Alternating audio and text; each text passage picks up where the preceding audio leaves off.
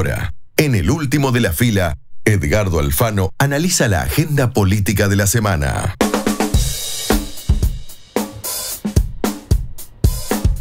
Bueno, a ver, qué semana, ¿no? La que tuvimos, la que tenemos y las que tendremos. ¿Por qué digo esto? Porque estamos metidos en un mundo de protestas, protestas contra el gobierno, sobre todo de una oposición que no encontraba la vuelta cómo protestarle al gobierno de Javier Milei, que sigue adelante con sus políticas. Un Milei que tiene una respuesta importante de la gente a través de las encuestas de opinión, y no encontraron la vuelta. ¿Por qué? Porque habían bajado todas las marchas piqueteras, había un gran rechazo de la gente a que corten las calles, a que obturen la ciudad de Buenos Aires, y la oposición está dividida. El peronismo es, como decía en su momento, como decía en la época de Perón, es una bolsa de gatos, peleados kirchneristas con peronistas, kirchneristas entre ellos, peronistas entre ellos, o sea que no le encontraban la vuelta, ni que hablar de otras fuerzas políticas. Entonces están buscando como una ventana para poder protestar contra el gobierno de Milei, contra los proyectos que van al Congreso.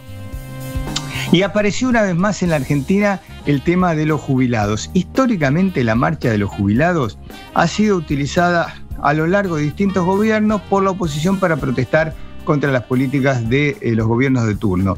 Lo vimos durante el gobierno de Carlos Menem, con una fuerte presencia de la izquierda en la calle. Ustedes recordarán Norma Pla y su contacto con el ministro de Economía Cavallo, cuando Cavallo lloró, algunos le creyeron, otros no le creyeron, junto a Norma Pla. Después lo vimos también en el gobierno de Fernando de la Rúa, lo vimos también durante la etapa del kirchnerismo, en el gobierno de Macri, por supuesto, que fue después de lo que ocurrió la semana pasada el miércoles, fue más serio en las inmediaciones del Congreso cuando Macri trató la reforma jubilatoria.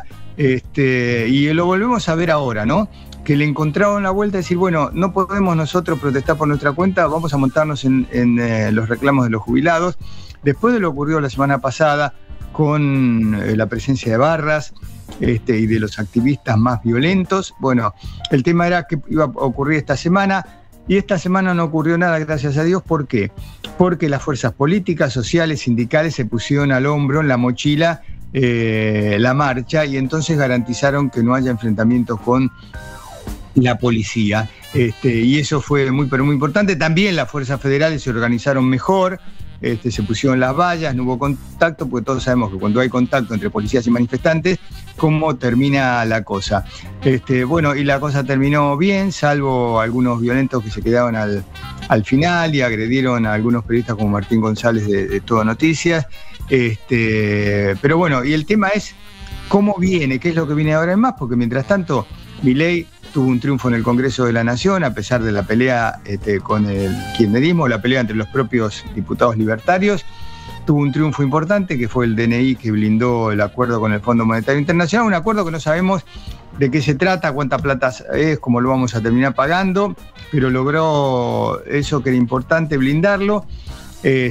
Ahora Milei dice que para mitad de abril se va a cerrar el acuerdo con el Fondo Monetario Internacional. Mientras tanto, los mercados siguen un poco alterados porque no se sabe las condiciones de este acuerdo. Bueno, pero ¿qué va a pasar con las marchas? Las protestas van a seguir. Van a seguir durante marzo, lo que queda de marzo. El 24 va a estar la ya tradicional marcha en repudio del golpe del 24 de marzo de la dictadura, el 24 de marzo del 76, el golpe militar. Allí van a salir de vuelta a la calle, por supuesto que con otro clima, como ocurre cuando se hace este tipo de recordación, este tipo de marcha.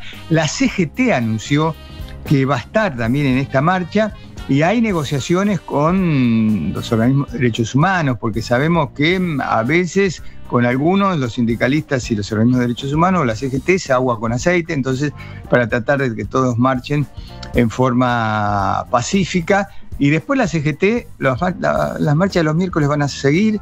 La CGT que anunció un paro para el 10, jueves 10, el tercero contra el gobierno de Milei, donde todo el transporte, los gremios de transporte aseguraron que van a pagar. Bueno, el día anterior, el miércoles 9, se van a sumar a la marcha de los jubilados. O sea que van a ser 36 horas, como dicen los sindicalistas, de protestas de la CGT. Así que, y después en mayo está la protesta y también la marcha de la CGT por el 1 de mayo, el Día del Trabajo. Así vamos a seguir viviendo en un año electoral intenso, sobre todo con tantos desdoblamientos de elecciones que va a haber.